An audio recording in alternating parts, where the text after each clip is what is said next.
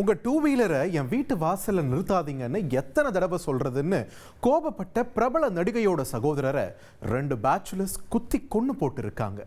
Metro சிட்டிகளில் அதிகரித்து வரும் parking பிரச்சனைக்கு என்னதான் தீர்வு? மெட்ரோ வாசிகள் அவங்களோட டே டு டே லைஃப்ல ஃபேஸ் பண்ணக்கூடிய பார்க்கிங் பிரச்சனைய இந்த திரைப்படம் அப்படியே ஸ்கிரீன்லயும் பிரதிபலிச்சதால ஆடியன்ஸ் அவங்களோட ரியல் லைஃபோடையும் ஈஸியா கனெக்ட் பண்ணிக்க முடிஞ்சது.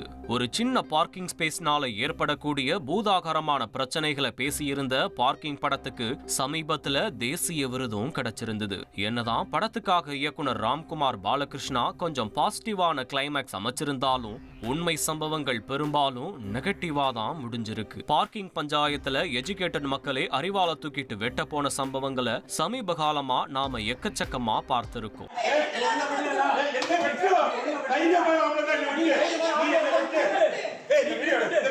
இந்த சூழல்ல ரஜினிகாந்தோட காலா படத்துல கண்ணம்மாவா நடிச்சிருந்த நடிகை ஹூமா குரேஷியோட உறவினரை 2 இளைஞர்கள் பார்க்கிங் பிரச்சனையில குத்தி கொன்னு போட்டிருக்கும் சம்பவம் ஏற்கனவே இதே பஞ்சாயத்தோட குடித்தனம் நடத்திட்டு வரக்கூடிய மெட்ரோவாசிகளுக்குள்ளயும் ஒரு பீதியை ஏற்படுத்தி இருக்கு.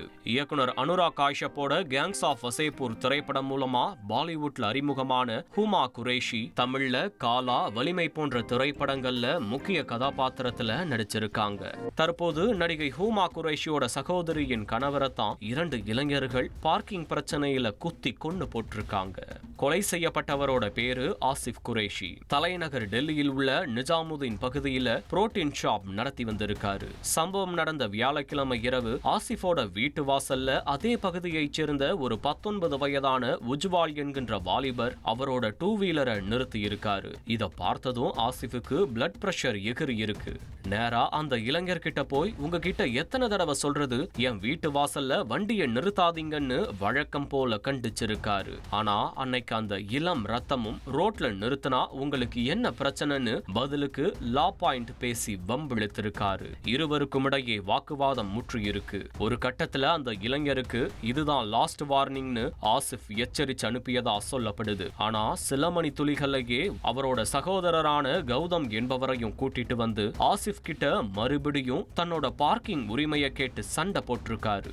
2 தரப்பினருக்கும் இடையே திடீரென கைகலப்பாக கௌதம் அவர் மறைச்சு வச்சிருந்த கூர்மையான ஆயுதத்தால ஆசிஃபோட மார்பிள குத்தி இருக்காரு.